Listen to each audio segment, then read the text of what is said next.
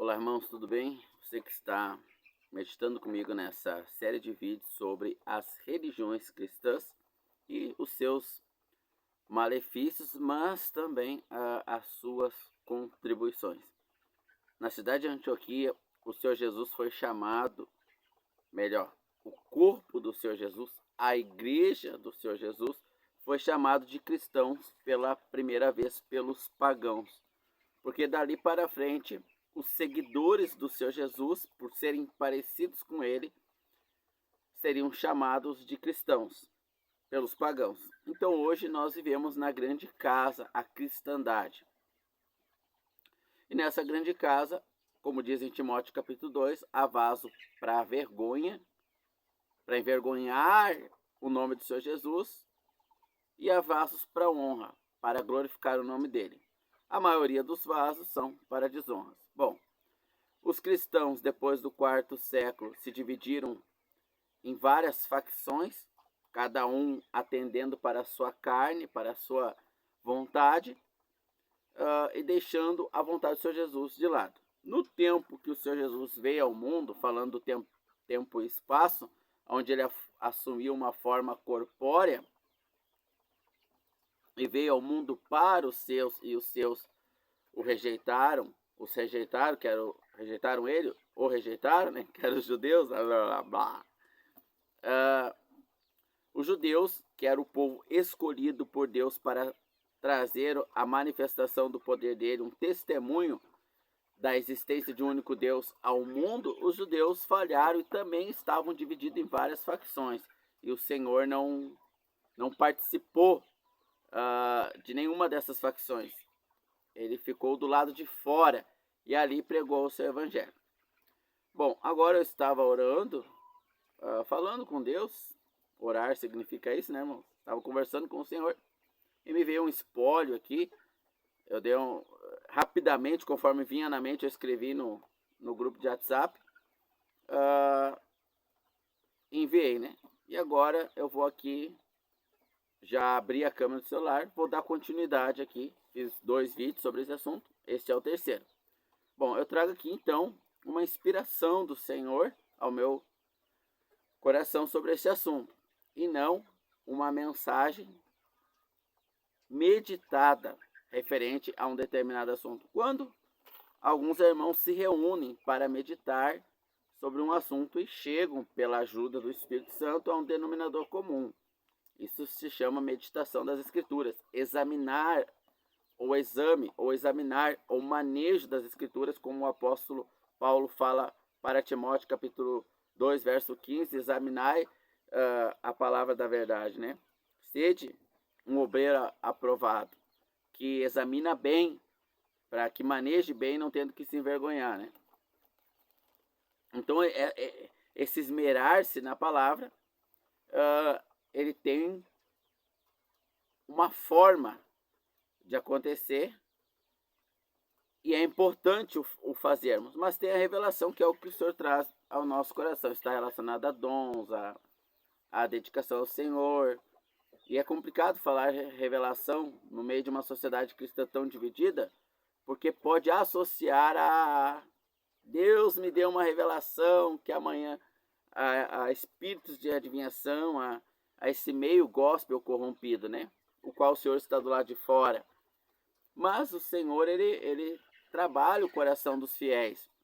O apóstolo Paulo vai dizer ao seu posterior substituto, então na época, né, Timóteo, para ele ter esse cuidado, né, com as Escrituras. Ele tem esse cuidado de entregar a mensagem aos fiéis. Então o Senhor, ele vai trazer aqueles que vão sendo fiéis a ele vai trazendo revelações pelo Espírito. Em Hebreus do 8, capítulo 8, do verso 8 até o verso 10, o Senhor diz, falando no verbo futuro, e hoje já é presente, né? Não ensinará mais homem ao homem, nem irmão ao irmão, dizendo que conhece o Senhor, porque todos me conhecerão, desde o menor até o maior. Então, nós temos o Espírito Santo, que ele nos traz revelações sempre confirmadas pelas Escrituras. Em 1 Coríntios capítulo 14, falando da reunião da igreja dos santos, o Espírito Santo vai dizer através do apóstolo Paulo: quando vos ajunteis na igreja, é importante, eclésia no hebraico, ou traduzindo para o português, igreja, né? Ou assembleia, tanto faz. É importante notar que ele frisa que é no ajuntamento da igreja, ou da assembleia, ou da reunião dos santos. Quando ali a um for dada uma palavra, uma revelação do Senhor, o outro que estava falando se cale, para que todos possam ali profetizar. E os demais examinem as Escrituras para ver se o que o irmão está trazendo vem do Senhor. Então isso está relacionado aos dons, aos ministérios, assuntos que exaustivamente eu venho trazendo aqui, né?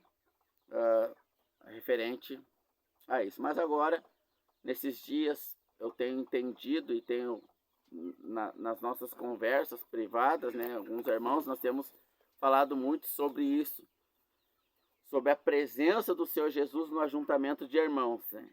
E ela não está, o Senhor Jesus não participa, não está presente na grande casa, de modo geral, né? Onde as religiões cristãs abraçaram o mundo. Bom, vamos então entender um pouquinho das divisões. Conforme eu estava orando, o Senhor foi me trazendo aqui, conforme eu for lembrando, eu vou trazendo, já que eu não fiz nenhum estudo, não tenho nenhum esboço, não estou trazendo aqui nenhum slide. Conforme eu vou entendendo aqui, e os irmãos que vão ouvir, julguem, me ensinem, me ajudem, me contradigam. Preciso de irmãos que me ajudem. Preciso. A gente precisa, todos nós precisamos, irmãos. O apóstolo Paulo, quando ele é preso, ironicamente, pelos judeus, ironicamente pelo povo de Deus, né? Em Atos capítulo 23, se não me falha a memória, ele está amarrado, acorrentado, e ele percebe ali que tem um grupo dos judeus, que era a religião oficial, né? Que agora, em Atos, nós já temos uma transição, onde o Espírito Santo está deixando claro aos poucos, progressivamente, aos judeus salvos. Judeus salvos fazem parte da igreja, como gentios salvos fazem parte da igreja. Estou falando devagar, com cautela, com cuidado, para que todos os irmãos possam entender, seja eles leigos, meninos, crianças, recém-chegados à família de Deus, recém-salvos pelo Espírito Santo, ou seja, irmãos já mais maduros, mas que ainda estão atrasados no relacionamento com o Senhor, por isso tem pouco entendimento. Então eu estou tentando aqui agora, com a ajuda do Espírito, trazer uma mensagem que todos possam abraçar, todos que tenham boa vontade a abraçar a palavra de Deus. Os que têm má vontade vão seguir espíritos enganadores.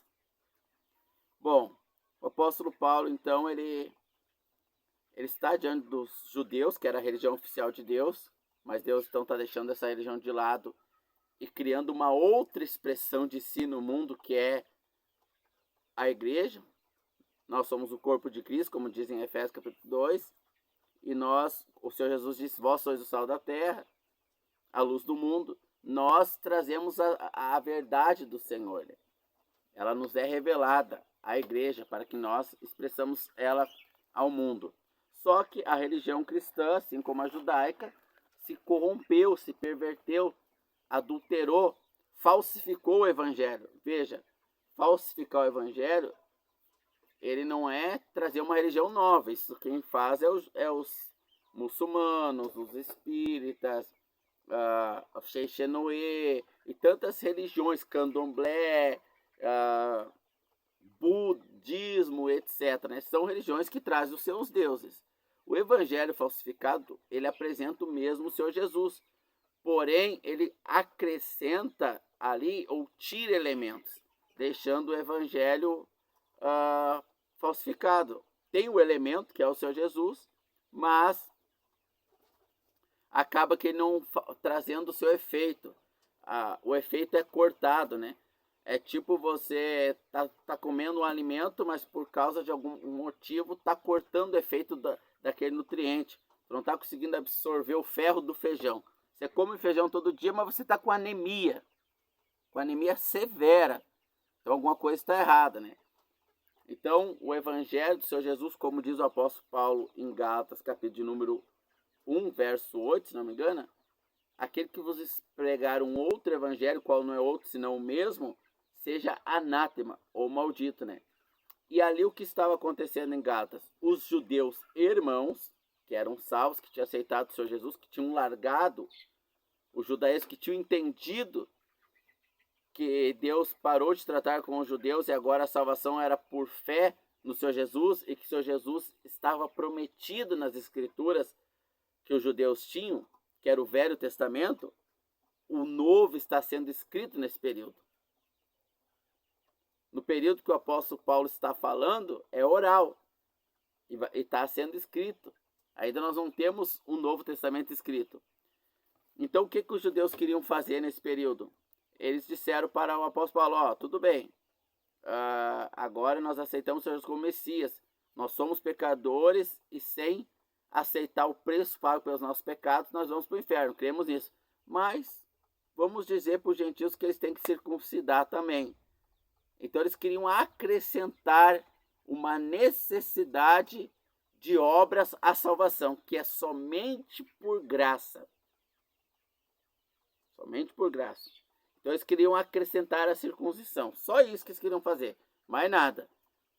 Nada comparado com toda a quantidade de veneno acrescentado ao evangelho hoje. Era pouca coisa, era só uma. Neste episódio, relatado ao livro hoje escrito, que é o livro de Gálatas, o apóstolo Paulo está combatendo a circuncisão dos judeus. Mas hoje acrescenta o sábado, o dízimo, pirueta, joga casaco e derruba as pessoas, lagartixa na parede, chupa balá. Hoje acrescenta uma série de, não só de elementos judaicos, mas de elementos mundanos, de elementos da candomblé, de elementos da Umbanda, espiritismo, obras ali disfarçadas de graça, mas são obras. Então hoje o evangelho ele tem muito mais fermentos e elementos químicos, aqui fazendo uma analogia, do que no início. No início era pouco. Então ele foi se corrompendo depois do terceiro século, né? E se transformou uma grande casa com muitas divisões. E agora o apóstolo Paulo, ele preso. Eu vou ler alguns textos, outros eu só vou citar aqui na conversa, né? Você pode abrir sua Bíblia e conferir se o que eu estou falando vem de Deus ou não. O apóstolo Paulo vai dizer, fugiu o que eu estava falando, em Atos 23, ele vai dizer para os judeus, eles vê ali quando ele é preso pelos judeus, porque os judeus não aceitavam o Messias, mas depois se converteram, alguns judeus se converteram e queriam acrescentar ali a circuncisão. Mas antes disso, Paulo é preso. E ele vai dizer aos judeus, ele percebe que tinha duas facções judaicas ali. Os saduceus, que não acreditavam em ressurreição dos mortos, e os fariseus que acreditavam. Então ele usa o antagonismo ali contra eles próprios, né? Eu creio na ressurreição, ele fala assim. Ele abraça uma verdade de um desses grupos, mas não se filia a nenhum deles. Então, o que nós podemos tomar de exemplo desse episódio de Atos, capítulo de número 23? Hoje, nós podemos pegar algumas religiões cristãs e abraçar um ponto, a ressurreição dos mortos. Até a Igreja Católica ensina a ressurreição dos mortos. Ótimo. Eu creio na ressurreição dos mortos. Muito bem. Existem religiões cristãs da grande casa, do cristianismo, que não creem na ressurreição dos mortos. Já em 1 Coríntios capítulo 15, os irmãos de Corinto já estavam duvidando da ressurreição dos mortos e acreditando no gnosticismo. Então isso não é novo. Isso já vem daquele tempo. Só que naquele tempo eram focos, eram alguns irmãos, alguns focos de incêndio que os apóstolos apagavam logo. Depois do terceiro século, quando se iniciou ali o catolicismo, mas ainda não era catolicismo, não tinha esse nome, né? mas o agrado governamental do mundo aos cristãos, o favorecimento, etc., até chegar aos dias de hoje, isso tomou larga escala. Então, o apóstolo Paulo fala, eu creio, e aí o que aconteceu? Os fariseus e os saduceus começaram a brigar entre eles. O mesmo povo, os mesmos judeus, hoje nós temos a mesma coisa.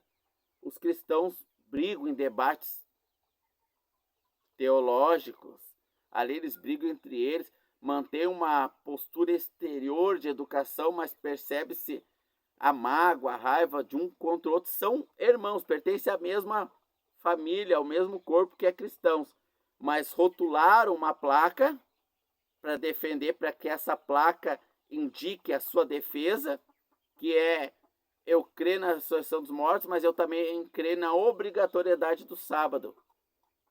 No caso do adventismo, por exemplo, né? Eu creio na ressurreição dos mortos, mas eu também creio na obrigatoriedade do dízimo. No caso das neopentecostais, de grande maioria, né? E também pentecostais. Então ali abraça-se placas, e essas placas indicam o que essa pessoa crê. Então, se tivesse uma placa lá onde Paulo estava, saduceus, o apóstolo Paulo já ia saber, esses aí não creem na ressurreição dos mortos. Saduceus, esses aí creem. Zelote, e esses aí são das armas. Deus é comigo, mas eu tenho que ter minha ponto 40, eu tenho que ter... Então, cada facção judaica,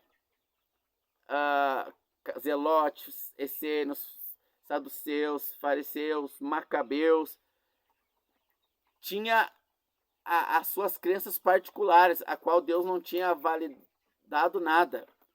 Hoje, os cristãos são aqueles que creem no Senhor Jesus, mas eles criam um segundo nome. Eu sou cristão, mas eu também sou católico. Eu sou cristão, mas eu também sou protestante. Eu sou cristão, mas eu também sou neopentecostal. Eu vou colocar aqui só as vertentes, não vou colocar o nome dentro de cada vertente. Porque se eu falar de neopentecostal, eu estou falando de mundial, de universal, de Brasil para Cristo, eu acho, não tenho certeza, da graça. Eu estou falando de dezenas. Se eu falar de pentecostal, que não é neopentecostal, vou falar mais de várias dezenas. Protestante, mais várias. Reformadas, mais várias. E vai, né? Então, cada uma delas, reformadas, traz um conjunto, um escopo próprio, que é a criação própria do homem. O homem ganhou vida própria, o corpo ganhou vida própria. O Senhor Jesus é o cabeça, mas agora a perna quer andar para onde ela quer. O Senhor Jesus dá ordem, mas ela não obedece. É como que quando nós ganhamos um derrame. A gente dá ordem para a perna, mexe, ela não mexe. É minha perna, pertence ainda ao corpo. Não é um objeto estranho. Mas às vezes um objeto estranho ainda é melhor. Uma perna mecânica de metal vai obedecer mais às vezes do que uma de carne. Às vezes você pega as pessoas que não são cristãos, obedece mais ao Senhor em alguns aspectos que os que são. Aí o braço vai para o outro lado. Aí, para ele identificar o lado que ele quer, ele bota aqui reformados. Aí os grupos dos reformados. Então houve a grande divisão. Paulo, dentro de duas divisões ali, ele abraçou, ele não abraçou, ele disse a bandeira que ele veste, porque aquela bandeira estava certa. Eu creio na ressurreição dos mortos. Mas não se filiou. Não passou a congregar lá com os... ficou fora do sistema. Como diz, ele mesmo diz, ou não, a autoria dos Hebreus é incerta por muitos, né? Outros atribuem a Paulo, não vou dar aqui a minha atribuição, mas o autor aos Hebreus vai dizer, Hebreus 13, versículo 13, saiamos a ele, a quem? Ao Senhor Jesus Cristo, fora do arraial, fora dessas facções religiosas judaicas, e levamos a sua vergonha. É vergonhoso andar com o Senhor, não é bonito. Se tem cadeiras luxuosas, nomes lá no Congresso de qualquer país ocidental, né? Se tem glória e glamour, o Senhor Jesus não está ali presente. Hoje ele está à porta, ou seja, está do lado de fora batendo. Quem sai fora da grande casa anda com ele. Ali dentro é muito difícil, está muito limitado. Pode estar com ele ali dentro. Com certeza muitos irmãos estão com ele ali dentro, mas de forma muito limitada. não consegue ver a abrangência do que o Senhor Jesus ele vai ter para nós. Então, eu estou trazendo aqui entendimento para os irmãos. Então, o apóstolo Paulo, eu creio nessa situação. Aí eles começaram a brigar entre eles. O Senhor Jesus, a gente vai ver lá nos evangelhos, como Marcos, nos evangelhos lá, os discípulos perguntando para o Senhor Jesus: aonde queres que venhamos preparar a Páscoa para ti, para nós, né, no caso. O Senhor Jesus tomou a Páscoa sozinho com eles, mas a Páscoa é judaica. A Páscoa não é cristã. A Páscoa é judaica. Hoje o cristianismo, na maior parte, principalmente pentecostais, neopentecostais, grupos dentre esses, né, misturam ali judaísmo com cristianismo, fazem uma salada de fruta e paganismo, etc, né? Mas a Páscoa é um ritual judaico. Como Jesus veio para os judeus, então ele traz a Páscoa aqui. Mas ele não vai lá na sinagoga, ele não vai lá nos judeus seguir o ritual judaico da Páscoa. Ele faz a Páscoa própria. Ele celebra a própria Páscoa. Por quê? Porque o judaísmo está corrompido. Então ele faz tudo do lado de fora. Começa depois de 400 anos de silêncio, Deus não fala mais com os judeus, então ele traz um profeta, falamos nos outros vídeos, que é João Batista. João Batista vai para o deserto, ele é de linhagem sacerdotal, mas ele não se torna sacerdote, e ali ele vai anunciar a voz de Deus, que é o Senhor Jesus. Aí Marcos, capítulo 14, os discípulos eles perguntam para o Senhor Jesus: onde quer? Aí o Senhor Jesus fala num terraço, numa casa, e assim. Depois nós vamos ver o apóstolo Paulo em todas as cartas que ele manda: Filemão, Filipenses, Colossenses, Tessalonicenses, cartas para a igreja, quando não é para uma pessoa, né, individual, tipo Filemão, Timóteo, aí não, né, mas quando Roma, Corinto, ele vai dizer, no final a saudação ele vai dizer assim: a igreja que está na casa do irmão, da irmã Ivódia, do irmão Siquém, da irmã Priscila, etc, né? Porque eles continuaram. O Senhor Jesus, então, ele comemorou a Páscoa antes sozinho, com os seus ali, com aqueles que ele tirou do meio judaico. Ele tirou do meio, chamou para fora do arraial. E ali estavam ali envergonhados, sozinhos, fora da religião oficial de Deus. Eles eram uns desgarrados. Eles eram o que hoje muitos irmãos são considerados desigrejados. Porque eles saíram fora da grande casa.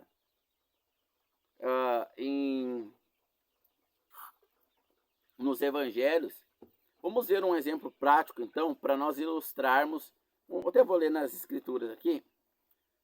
Um exemplo prático do judaísmo sendo rejeitado por Deus. O Senhor Jesus não participa, é a religião oficial ainda, enquanto Jesus está fisicamente, tanto que o Senhor Jesus disse para a mulher samaritana: a salvação vem dos judeus, que o Senhor Jesus vem dos judeus, né? Porque os judeus portam as escrituras que anunciam o Senhor Jesus. A salvação vem dos judeus. Era a religião oficial de Deus ainda, mas o Senhor Jesus ele não se filiou a nem uma facção judaica, nem aos fariseus, nem aos saduceus, nem aos zelotes, não. Ele estava à parte e chamou para fora. E quem foi com ele foi rejeitado pelos judeus. Estevão foi o primeiro mártir, foi apedrejado pela religião de Deus.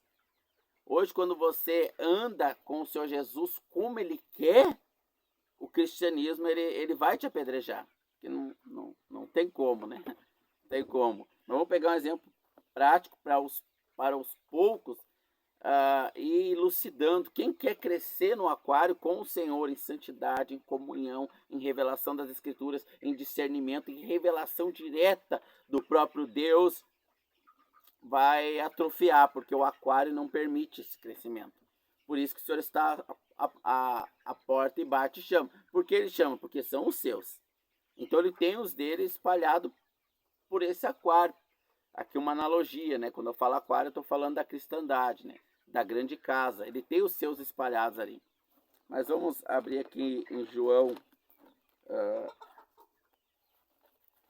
João, capítulo de número 9, se não me falha a memória aqui.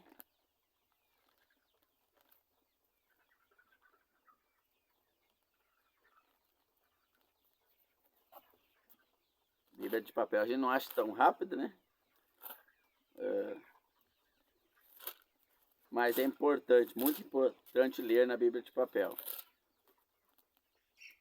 João, capítulo número 9. Vamos lá então. E passando Jesus viu um homem cego de nascença, e os seus discípulos se perguntaram, dizendo: Mestre, quem pecou, este ou seus pais, para que nascesse cego? Respondeu Jesus: nem ele pecou, nem seus pais. Então há doenças que vêm por causa do pecado. Isso hoje ainda. Mas isso seria um outro assunto, né? Mas só para você saber que havia um sentido dessa pergunta. Mas nesse caso aqui, o Senhor Jesus está especificando que a doença não é por causa do pecado. Claro que os pais deles pecaram. Nasceram já pecados. Todos pecaram, destituídos da graça de Deus estão. Claro que esse cego pecou. Eu conheci um cego que tinha relação íntima com uma mulher casada. Então, todos pecaram. Mas o Senhor Jesus está dizendo aqui, ó, não é que eles pecaram, o pai deles pecaram. É outro motivo. Deus fez ele nascer cego por outro motivo. Não é consequência, não é castigo pelo pecado. Aí ele vai dizer o motivo. Nem ele pecou, nem seus pais. Mas foi assim, ou eu posso ler de outra forma. Ele não está assim por causa do pecado dele e seus pais, mas para que se manifeste nele a obra de Deus. Então ele foi escolhido por Deus para ficar cego desde a infância, para manifestar a obra de Deus nele, quando Deus viesse encarnado na pessoa do seu filho, ele usar este cego já escolhido de antemão para mostrar a sua glória. Muito interessante, irmãos. Vamos lá. Enquanto estou no mundo, sou luz do mundo. Tendo dito isto, cuspiu com a saliva, fez lodo, untou com os olhos do cego e disse: vai, te lava no tanque de Siloé. Bom, aqui vai contar a história que ele foi curado, né? Eu vou antecipar um pouco aqui, deixa eu procurar aqui, ó. Deixa eu dar um pause aqui para procurar já o acontecimento. Então, o Senhor Jesus curou esse cego, né? E aí os fariseus chamaram ele. A religião judaica chamou ele para saber como que ele foi curado. Então, vamos ver o escopo dessa mensagem. Vamos ver o que acontece agora.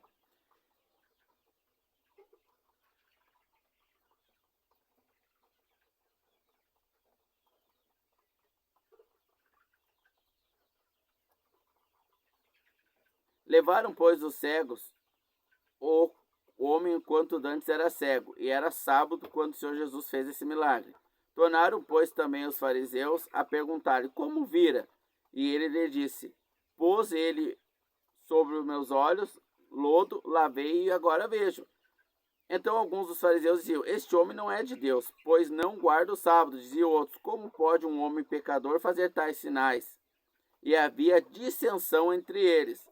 Tornaram, pois, a dizer ao cego: tu que dizes daquele que te abriu os olhos? Ele respondeu: que é profeta. Os judeus, porém, não creram que ele fora cego desde a infância. Então mandaram chamar os pais do cego e perguntaram, dizendo: é este o vosso filho? Que, pois, dizeis ter nascido cego? Como, pois, vê agora? Seus pais responderam e disseram: sabemos que é nosso filho e que nasceu cego, mas como vê agora não sabemos, ou quem lhe tem aberto os olhos. Tem idade, perguntai a ele mesmo, e ele falará por si mesmo. Seus pais diziam isso porque tinham medo, pois temiam que os judeus, pois haviam os judeus proposto que se alguém confessasse ser ele o Cristo, fosse expulso da sinagoga. Por isso é que seus pais disseram: tem idade, pergunta a ele mesmo. Chamaram, pois, pela segunda vez o homem que tinha sido cego, e disseram: dá glória a Deus, porque sabemos que esse homem é pecador. Respondeu-lhe, pois, e disse: se é pecador, não sei. Uma coisa sei, é que eu era cego e agora vejo. E tornaram a dizer: quem te fez para que abrisse os olhos? Respondeu ele: eu já disse, e vocês não entendem? Querem, pois, porventura, vocês se tornar seus discípulos? Então o injuriaram e disseram: discípulo dele é tu, nós, porém, somos discípulos de Moisés. Nós bem sabemos que Deus falou com Moisés, mas não sabemos de onde vem este. O homem respondeu: nisso maravilhais, que vós não sabeis de onde vem esse, pois abriu os olhos de um cego. Ora, nós sabemos que Deus não ouve a pecadores, mas se alguém é temente a Deus e faz a sua vontade, este ouve. Desde o princípio que o mundo é mundo, nunca se ouviu o caso de alguém abrir os olhos de um cego de nascença.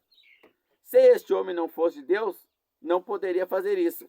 Responderam os fariseus: tu é nascido em pecado e quer ensinar a nós, e o expulsaram. Veja, irmãos, os pais tinham medo de ser expulsos, então não reconheceram o Senhor Jesus. Ficaram com a religião. Este jovem enfrentou a religião e foi expulso por causa disso. Os judeus criam em Moisés, então o Senhor Jesus era um impostor para eles. Hoje é a mesma coisa. Se nós ficarmos com o Senhor Jesus como Ele quer, nós seremos expulsos da religião. Por quê? Porque o apóstolo Paulo disse: se alguém acrescentar alguma coisa ao evangelho, ou seja, pregar outro evangelho que não é outro, seja dízimo, seja circuncisão, seja sábado, tantas doutrinas, seja lagartixa na parede, seja chupa-bala house, seja jogar água benta, água que vem de Israel, qualquer coisa que justifique como apreço de ganhar algo do Senhor Jesus em troca desses rituais, seja maldito. Então, quem crescer no Senhor automaticamente vai se deparar com esse misticismo, com essas práticas antibíblicas, contrárias às Escrituras, contrárias à vontade do Senhor Jesus, e vai questionar a liderança religiosa. Automaticamente vai ser silenciado, automaticamente. Agora, há aqueles também que não querem sair da religião por medo, por comodismo, por prazeres. Então, quando vier o questionamento do Espírito Santo, vão silenciar o Espírito Santo, que neles habita, para continuar. Quando o Espírito Santo disser que uma coisa é errada, que a religião pratica, só que a pessoa tem um apreço, um carinho, um conforto, um medo, muita coisa melhorou na vida dela ali, ela vai se calar, como os pais desse jovem o fizeram. Ele, todavia, foi expulso da religião de Deus, dividida em várias facções. Hoje a religião de Deus é o cristianismo, porque outras religiões são de outros falsos deuses. A única religião do Deus vivo, atuante hoje até a vinda do Senhor Jesus, é o cristianismo. Neste período era o judaísmo. Então, quando esse jovem foi expulso, diz aqui o texto, continuando, né? Deixa eu ver se eu acho aqui rapidinho. E Jesus disse, deixa eu ver aqui. Jesus ouviu que tinha sido expulso e, encontrando, disse: tu crê no Filho de Deus? E ele respondeu e disse: quem é ele para que nele eu creia? E Jesus disse: tu já o tens visto, e ele fala contigo. E ele disse: creio, Senhor, e o adorou. Oh, meus irmãos, que coisa mais linda. Realmente a religião, ela expulsou Deus. Deus criou rituais bons. Na época, os 10 mandamentos, a lei. Hoje, a doutrina dos apóstolos. Então, os rituais que Deus criou para os judeus eram os 10 mandamentos, a Torá. Talmud traz algumas coisas que Deus criou também. Ali os escritos judaicos, né? Mas os judeus ficaram com os escritos e abandonaram o autor da escritura. E hoje o cristianismo, ele faz, de modo geral, a mesma coisa. Ele fica com coisas escritas, ele pega lá a ressurreição dos mortos, como Paulo falou: isso aqui eu quero. Não, isso aqui eu não quero. E ele vai sendo seletivo, separando o que ele quer e o que ele não quer, criando novas doutrinas, aí ele vai formar uma facção cristã. Vai dividir o corpo de Cristo, os cristãos, a cristandade, em várias facções. E muitos irmãos nascem ali dentro dessas facções, porque ali o evangelho também é pregado, porque é o cristianismo, então obviamente o evangelho do Senhor Jesus, salvação pela fé, é pregado, a pessoa crê no Senhor Jesus e nasce ali dentro. Só que como ela nasceu uma criança, ela começa a se alimentar da palavra, crescer e vê que não está conferindo o que é ensinado lá de cima das autoridades eclesiásticas, através do púlpito, etc., não bate com as escrituras. Então ela começa a questionar. Ou ela para de questionar, como os pais do jovem fez, para se manter ali, ou ela continua questionando e é expulsa. E aí ela cresce mais no Senhor Jesus. O Senhor Jesus vai se revelar mais a ela. Que coisa fantástica, irmãos. Que coisa fantástica. O Senhor, ele está à porta. Ele está à porta. E individualmente ele chama cada um ali, bate a porta de cada um e convida para cear com ele. E ele disse para os seus discípulos aonde cear. Não é dentro dos rituais facciosos, mas é num lugar que ele escolhe. Ele preparou esse lugar para nós. Bom, assim como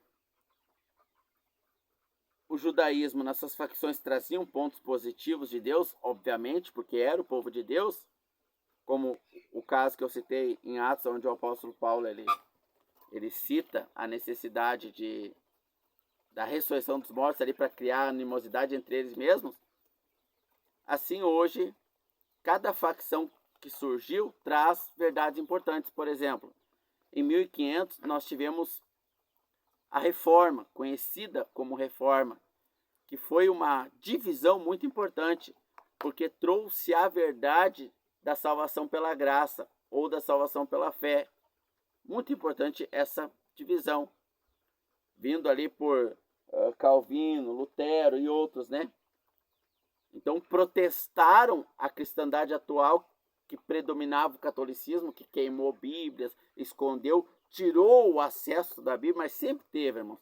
O Senhor sempre teve um povo, um grupo de irmãos fora do sistema, com acesso à sua palavra, mas não era popularmente conhecido, porque os que andam com o Senhor são ocultos ao mundo. Não tem expressão ao mundo ali.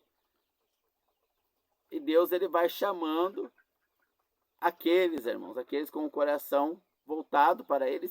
Não é trabalho nosso, nós não nos preocupamos com isso, irmão. Nós que já chegamos num andar com o Senhor, a gente está no barco qual ele é o capitão, a gente não se preocupa. Ah, mas qual religião engana, qual fala a verdade, não se preocupa. O Senhor nos guia. Então nós tivemos ali a reforma que trouxe o viver pela fé, mas não trouxe a verdade de um só corpo. Qual foi o problema disso? Satanás não perseguiu muito a reforma. Por quê? Porque Satanás quer esconder do mundo o testemunho do Senhor Jesus. O testemunho. Para que o mundo não conheça Deus. Quando Felipe pergunta para o mestre, deixa-nos ver o Pai. E ele diz, se me vê, está vendo o Pai. Porque eu sou um com o Pai. Na oração sacerdotal de João 17, ele ora, Pai, que eles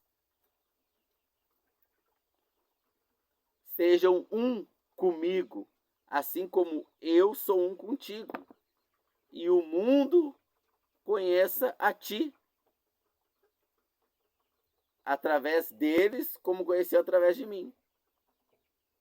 Então nós somos a expressão de Deus no mundo. Mas Satanás, ele não perseguiu muito a reforma, porque a reforma trouxe a verdade de um só da salvação pela fé. Então muitas almas tiveram o seu nome escrito no livro da vida e hoje dormem aguardando a ressurreição dos mortos, porque foram salvas. Mas ainda assim o mundo continuou sem a expressão de um só corpo.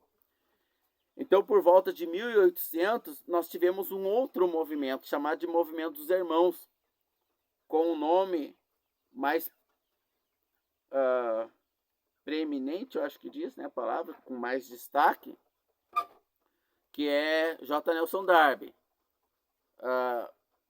Então, esse movimento, citado por alguns nomes, como o Otmani, ele cita Bruce Wayne, J. Nelson Darby, como os irmãos, que são conhecidos como os irmãos de Primonte, que trouxeram de Deus, Deus revelou a eles a verdade de um só corpo. Claro que tinha irmãos que sabiam dessa verdade, mas ela começou a se espalhar mundialmente através dos irmãos de Primonte. Essa verdade foi furiosamente atacada por Satanás. Então, poucos conhecem as verdades de um só corpo. Poucos conhecem. E aqui carecia de meses explicando a verdade de um só corpo. Meses. Então, Satanás atacou com fúria esses irmãos e essa verdade, porque se ela se concretiza, logo há um testemunho na terra da expressão física de Deus na terra, através do seu corpo. Quando o apóstolo Paulo está indo para Damasco com carta dos sacerdotes, ele era fariseu ferrenho, e depois ele vai combater os fariseus, que ironia, para perseguir os cristãos. O Senhor Jesus aparece para ele e diz: Paulo, por que me persegue? Mas o apóstolo Paulo não estava subindo de avião ou de foguete lá para o céu tentando achar o Senhor Jesus. Ele estava perseguindo os cristãos. Mas os cristãos eram tão parecidos com o Senhor Jesus que foram chamados de cristãos, foram chamados a seita, foram chamados os do caminho. Só que hoje você não vê um corpo parecido com o Senhor Jesus. Você vê o nome dele ser carregado em todas as facções, mas expressando ele é difícil. Então, em 1800, mais ou menos, apenas 200 anos, nós tivemos a verdade de um só corpo. Por quê? Porque essas verdades foram sendo reveladas nesses períodos. 1500, a Reforma, e grandes verdades posteriores, novos movimentos, que eu não vou citar aqui agora, que são muitos, assim como os fariseus tinham muitos movimentos, muitas facções.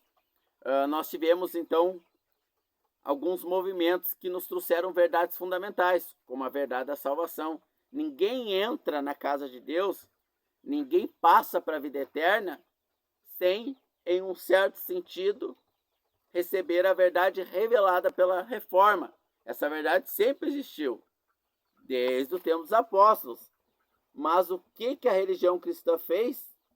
Enterrou bem fundo a doutrina dos apóstolos. Atos capítulo 2. Por que eles eram conhecidos como seguidores do Senhor Jesus? Porque eles seguiam a doutrina apostólica. Então, Satanás enterrou fundo a doutrina apostólica. Assim como as doutrinas de Deus, os judeus enterraram e fizeram várias facções, trazendo o que o Senhor Jesus diz: vós honrai as vossas tradições, e anula o mandamento de Deus. Então os fariseus criaram várias tradições disfarçadas de Torá, de mandamento de Deus, os quais não, se você for procurar, você não encontra lá nos mandamentos de Deus, não. Então a Reforma desenterrou essa verdade. Por quê? Porque era o momento certo, irmãos. Como em 1800 a verdade de um só corpo foi dizida. Porque esse tempo, porque tudo é preparo de Deus para o que está vindo. O que está vindo aí, que é a vinda do anticristo, que é o arrebatamento, que é a volta do Senhor Jesus. Então tudo é uma preparação histórica, cumprida nas Escrituras, ou se cumprindo no nosso período, relatada nas Escrituras. Então os movimentos, eles têm ali a permissão de Deus para um acréscimo ao nosso conhecimento sobre a sua vontade. Então um só corpo, ele começa a ser ampliado mundialmente falando através dos irmãos de Primonte. E ali nós vamos conhecer a verdade de um só corpo. andar na unidade do corpo do Senhor Jesus, fora das facções cristãs que dividem o corpo, cada um com a sua doutrina humana. Que Deus abençoe a cada um daqueles que tem desejado conhecer a sua vontade, e Ele, que é o cabeça do corpo, logo o dedo não fica preocupado qual é a minha função, o que eu vou fazer, logo o pé não fica preocupado, vou caminhar, devo levar o corpo a algum lugar. O cabeça assim conduz com maestria e perfeição todo o corpo. Então, deixando-nos guiar pelo Espírito Santo, logo a necessidade de entregar a nossa alma à cruz. O apóstolo Paulo, em 1 Coríntios 9, versículo 27, ele vai dizer: eu esmurro o meu corpo. Esmurrar. Você sabe o que é dar uma esmurrada? Esmurrar. Eu esmurro o meu corpo. Ele está aqui trazendo uma alegoria, né? E o entrego à escravidão. Ou seja, eu renuncio tudo que vem da minha carne. Até o conhecimento que era da carne, ele fala: ninguém mais conheçamos segundo a carne, mas somente segundo a revelação do Senhor. Vós tem a mente de Cristo. Ah, meus irmãos, o Senhor Jesus nos guia uma verdade em todos os aspectos: santidade, reverência, temor, paternidade, maternidade, relação com o governo, relação com a sociedade pagã, o congregar da igreja de um só corpo. Em tudo isso, o Senhor Jesus, Ele nos guia. Até o nosso próximo momento sobre esse assunto. Deus abençoe a todos nós.